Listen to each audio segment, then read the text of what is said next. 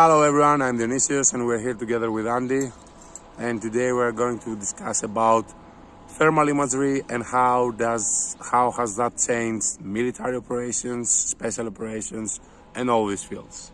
Andy? Thermal imagery and thermal imagery on drones and thermal imagery being so available these days has changed things big time because you can't hide anywhere anymore. Back in the day when I was in the military a long time ago, I remember our Milan platoon had thermal imagery and we used to use it sometimes, and again it was a pain in the ass. We're talking big Myra and it was very sensitive, etc. Today you can buy drones. How much is a drone with thermal imagery? Well, it depends. There is an hotel drone out there at 3,500, a DJI drone at 5,900. So let's say between 3,500 and 6,500, you can find a drone with a thermal. You can buy in the US, I know you can buy commercially thermal imaging, scopes, etc., binoculars. And again, this stuff's cheap and affordable these days. So there's nowhere to hide. I've been asked by a few people, what can you do to defeat thermal imagery? Well, there are a lot of countermeasures. There is clothing out there you can wear which cuts down on your heat signature, but it's not going to be 100%. I've yet to see anything 100%, because you're always giving off that heat signature. Okay. Even if you had thermal clothing, at some point you're going to expose something that's going to leave a heat signature. By moving or? By moving. Well, again, if we move from here, this area is going to be hotter than when we was here before. Okay. Yeah? So if you think about it from a military perspective, where we are, we'll put it this way, where we are now, we're in a little bit of a park area. If we put up a thermal drone now, we could spot anybody around here. Even if they're under the cover of the trees, we can pick up their heat signature. Yeah. Especially in cold climates, if you put drones up, scope, or if you're on high ground with a decent scope, you're going to be able to pick up anybody moving in that area. As I said, I've been contacted by a few people asking how it can be defeated, because certain militaries have been having big problems because their opposition have a lot of drones. They're using thermal. There's nowhere for anybody to hide unless you have thermal clothing that can minimize your heat signature, ponchos, blankets that can minimize your heat signature. You're going to be picked up, even from a close protection perspective. And again, it's legal to own thermal imagery, thermal cameras. In US, I think there might be an issue exporting. Again, all that depends on ITAR and everything else. Depends where you are. And again, before you buy equipment, use equipment, make sure you're in 100% compliance with the local laws.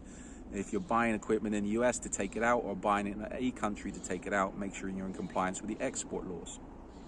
But again, even from a close protection perspective, if we were looking after a residence, all we have to do is throw up a drone. We can do a patrol of that area. We're able to see anything in that area just from the heat signature. So from an offensive perspective, from a surveillance perspective, you might be very good at camouflage and concealment. You might be hiding in a bush somewhere, but if somebody's got a thermal drone, you've got no cover whatsoever.